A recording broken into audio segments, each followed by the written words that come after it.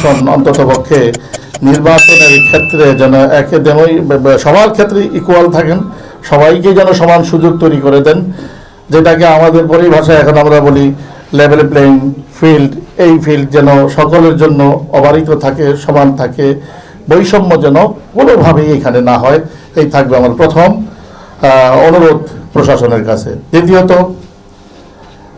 স্বাভাবিকভাবে আমরা বিগত 17-18 বছর যেই ফ্যাসিস্টের আন্ডারে ছিলাম, সেইখানে অস্ত্রের ঝঞ্ঝানি চলত, সমাজের বিভিন্ন কালগলিতে এগুলোর ব্যবহারও হতো।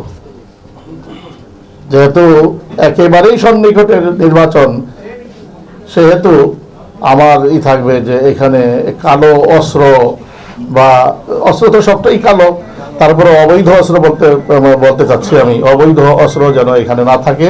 পুলিশ ইচ্ছে করলে আমাদের পুলিশের উপরে, পুলিশ প্রশাসনের উপরে আমাদের আস্থা আছে, তারা ইচ্ছা করলে এক সপ্তাহে এগুলো সব ক্লিয়ার করে ফেলতে পারবে এবং তাদের কর্মদক্ষতাও অনেক বেশি। এজন্য বলবো যে এখনই সময় আপনাদের কর্মদক্ষতাটা আমাদের সামনে তুলে ধরার এবং আমাদেরকে সেই সুফল ভোগ করার এই সুযোগ দেওয়ার আবেদন, অনুরোধ আপনাদের কাছে আমার থাকবে। কোনোভাবেই যেন অস্ত্রের অপব্যবহার এখানে না হয়। আমার কাছে অর্থ নাই সেই পরিমাণে, যেই পরিমাণে অন্যান্যের কাছে আছে, যাদেরকে টাকার কুমির বলা হয়, যারা ইতিমধ্যেই আওয়াজ আসতেছে কানে যে তারা টাকার ছড়াছড়ি করতেছে। এই নির্বাচন যদি টাকার খেলা চলে আর টাকার ছড়াছড়ি চলে, যেগুলো আচরণবিধির সরাসরি লঙ্ঘন, তাহলে তো নির্বাচন থাকবে না, প্রহসনের নির্বাচনে পরিণত হবে।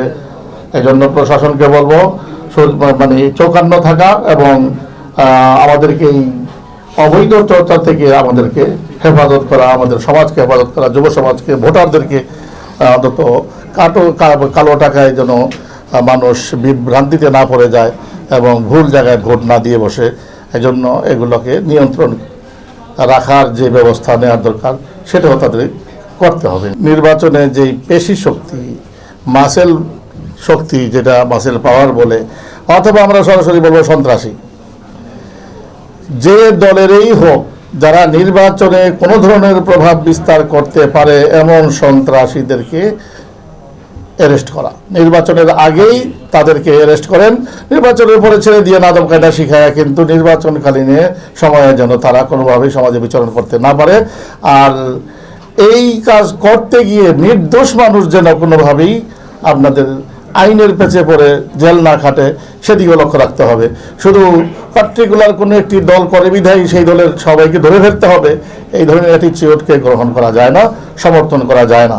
যে কোনো দলেরই হোক, সন্ত্রাসী আর ভালো মানুষই, যারা ভালো মানুষ যে কোনো দলের হতে পারে, তারা যেন নিরাপদে থাকে।